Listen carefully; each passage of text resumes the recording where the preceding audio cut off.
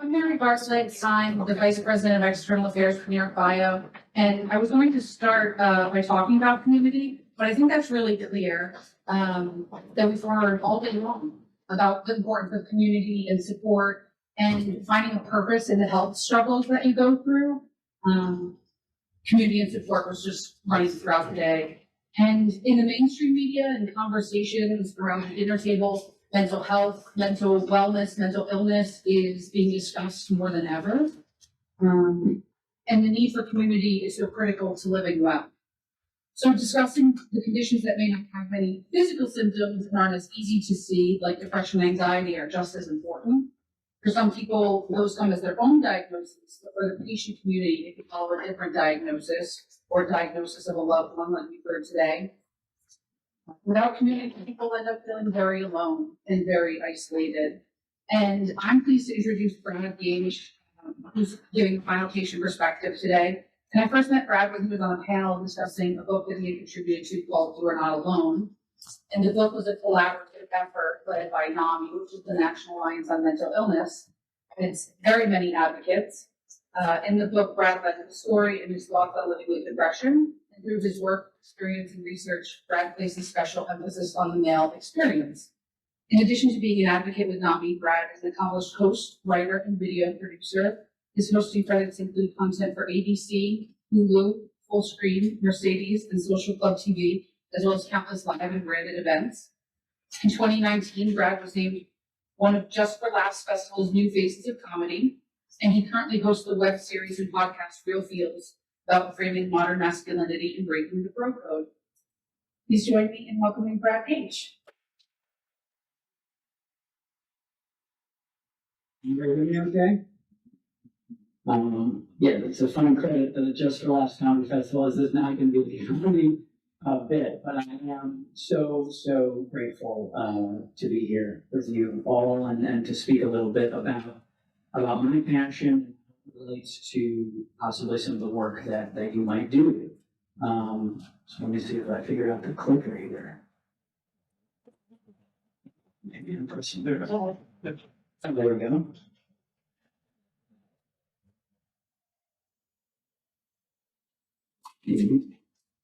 That was a good start. Sure. Okay. Oh. So today I want to talk about loneliness. It's not a topic that we like to talk about. It is a bit of a taboo. I think that, it can be kind of shameful in our culture. You don't want to be lonely. You want to be the life of the party. You want to have friends. You want to do all these things, but it's a universal feeling. And especially for men, and that's mostly what I'm going to be talking about, specifically straight men a lot of the time here, but especially for men, we can't talk about our vulnerabilities, our loneliness, our emotions, because those are against the rules that society has put up for us, these rules that I like to call the bro code. Vulnerability is seen as a weakness. Loneliness would be seen, or sharing is seen as a weakness, and that was like at the top of the list of the bro code that you can't be weak. That's too girly. That's the scariest thing. You can be ostracized for that, right? It's this kind of invisible thing that we all exist in. And I guess to define a little bit more, you understand better. There we go. So what is the bro code? Sometimes for people, it may feel as though it's this way of living on earth that we can't even question. This is how our society functions, right? The cultural expectation of men to be aggressive, tough, daring, and dominant in order to realize their full potential as a male. Be a man. What does that even mean? We all kind of know, we've been brought up in the society, but why I have a photo of a father and son there is because this is how young it starts. We're not allowed within our communities to talk about our emotions, to be vulnerable, to talk about our loneliness. And so it's this issue that rubs up against, I think, a lot of the therapy that we're trying to help people with, and even just reaching out in general to get help. And so a few stats here to kind of support what I'm talking about. Since 2013, American citizens' time spent alone has increased by 8 hours a week. Okay, and that's from the U.S. Bureau of Labor Statistics. And in the last 30 years, the share of Americans with 5 or more close friends has declined from 63% to 38%. Okay. So that first one, 8 hours a week. I don't know if you all are feeling that, but I've been feeling it recently. It's not even just because of the pandemic. We're slowly getting more isolated, and there's a multitude of factors there. And the second one's interesting. I would love to, all of us for a second, to just think about this for ourselves. How many close friends do you have? Like, I'm talking about people, something big in your life, and you call them right away. I'll be honest, I maybe have 4 or 5, depending on if it's football season or not. Right? Like right now, that guy's just somewhere else. I'm not seeing him for a while. And these are kind of tough, right? These are what lend themselves to this kind of modern loneliness. And some other issues that go along with this would be that many studies list loneliness and isolation as relevant factors for suicidal ideation. And here's the big one, maybe not so surprising, men are nearly 4 times as likely as women to die by suicide. That's a pretty big difference. And a lot of that, I think, has to do with Roku. So what is the solution to this, right? Asking for help.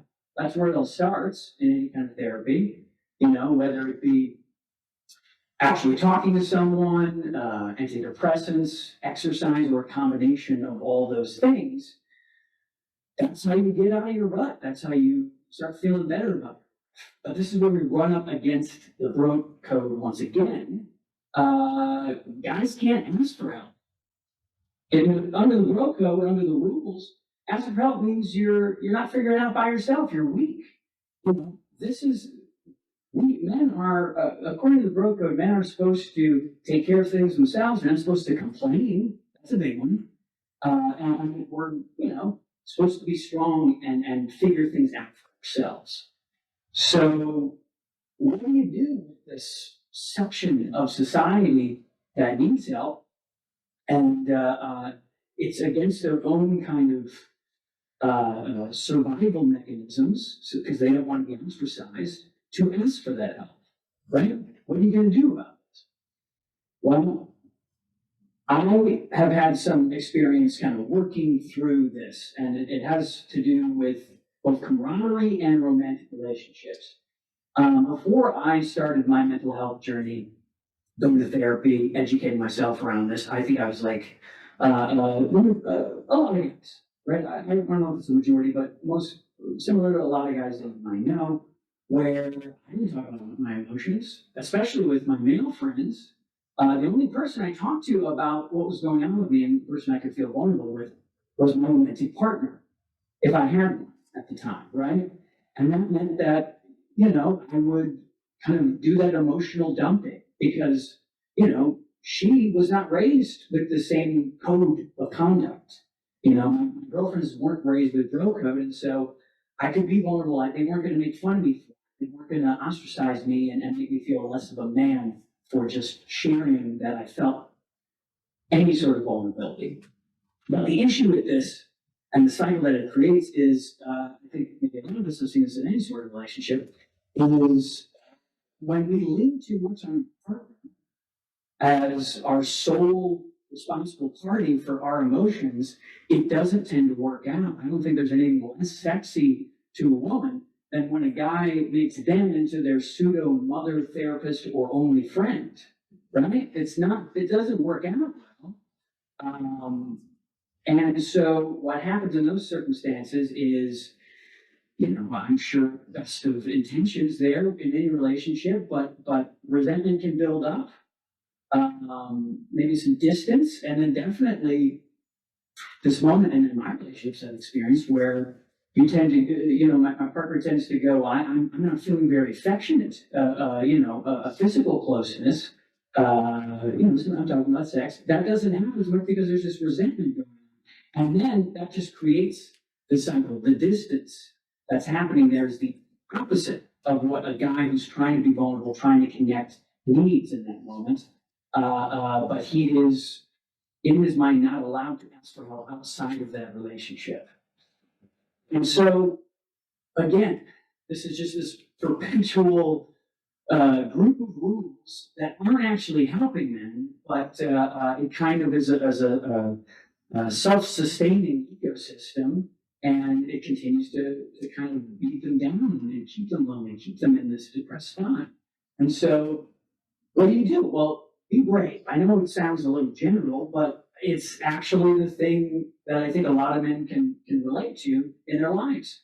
This is the actual first step before you even ask for help. Be brave enough to ask for help. Stand up for yourself against harmful rules that you think you're supposed to be following, especially if they're not serving you. Empower yourself against possible social scrutiny, and then have the courage to reach out to guy friends for some quality time. And this is the big part.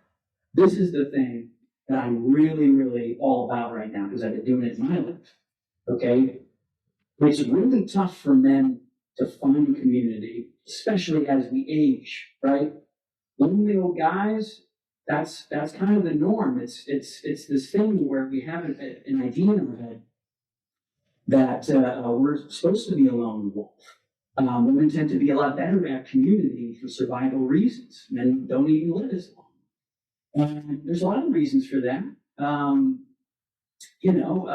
Guys don't want to put themselves out there for rejection by a friend. How embarrassing, right? It's like my buddy didn't even respond to me. Also, sometimes it seems like too much work. As we move along, you're a parent, you're running a business, you have a job, you have all this stuff going on. You don't feel like you have time. You don't feel like you have time to put the work in to your male friendships. And also, maybe you're just giving the excuses. You're like, oh, they seem busy, or they probably want to hang out anyways. These are all the kind of reasons we give ourselves to not lean into the camaraderie. But the issue with that is, it's all of that's wrong. You start doing it for yourself, it starts to work, and I've seen that in my own life.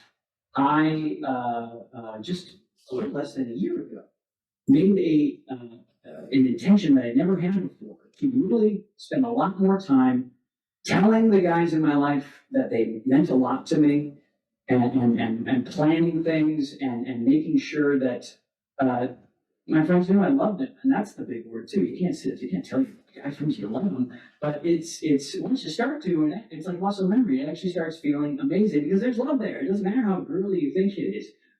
We love each other, guys. It's a beautiful thing. And so, there's actually been some studies that have shown that strong male friendships lower general stress levels and can provide a more direct outlet for emotional support than even romantic relationships. And this is why we need like man caves and going out for beers and all that stuff. And like that's good. Like we should keep doing that. I support the man cave. So I guess sometimes you might be wondering, how can guys break out of this loneliness cycle, right? I said be brave. It's a little general, right? And so I like to ask men or people who work with men to ask these 3 questions to just get guys in the mood to possibly break out of that cycle. The first question is, what does your ideal friend group look like? So imagine it, right? Set aside all the realities of why it can't happen or why it can't be one way or the other, and just think about what you want your friendships to look like. And it could be based off like a movie or a TV show you like. It doesn't matter. But that will just start getting you in that mindset of moving towards your goals. You don't know what you can't reach goals unless you know what they are. So this is the beginning of finding friendship goals. So that's the first question. Second question is, what types of events do you want to attend? I think a lot of us get so caught up in our lives that we forget even what we like to do. You know, I have a lot of friends who are parents and they're just like, I don't even know who I am.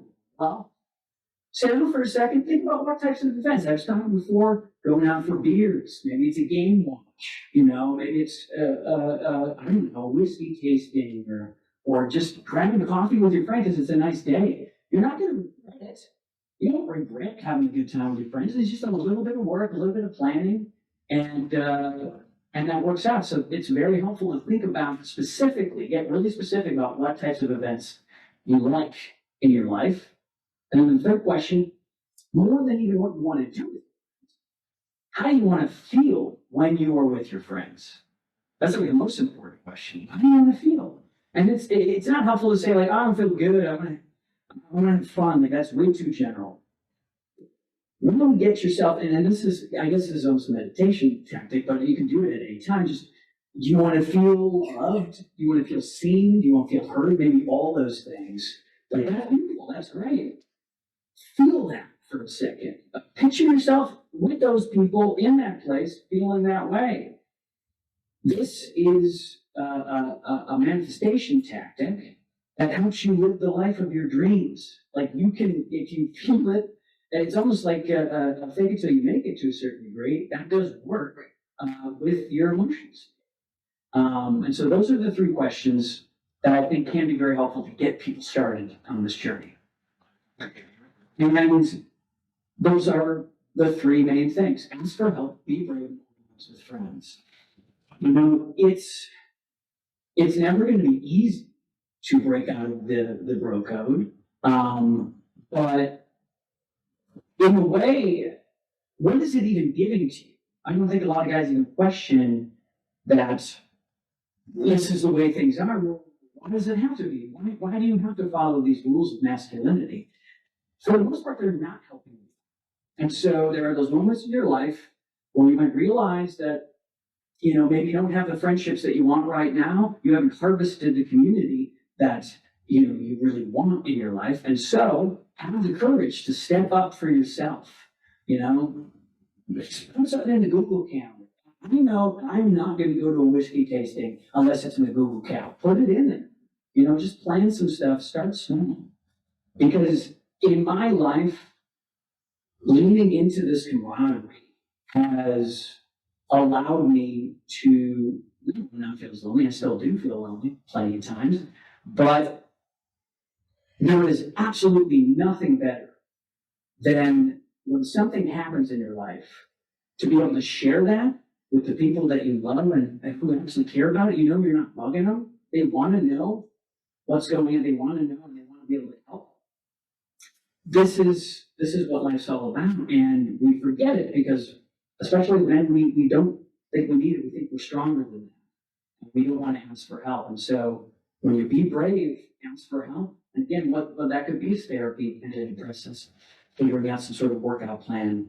These are so helpful, and so I hope that any men here or anyone who's men in their lives, you know, leans into their camaraderie and figures out that they are in a situation where they can love and be loved, and no one's going to make fun of them for it. And that is one of the best things that I could ever think of. So thank you so much, Brad Gage.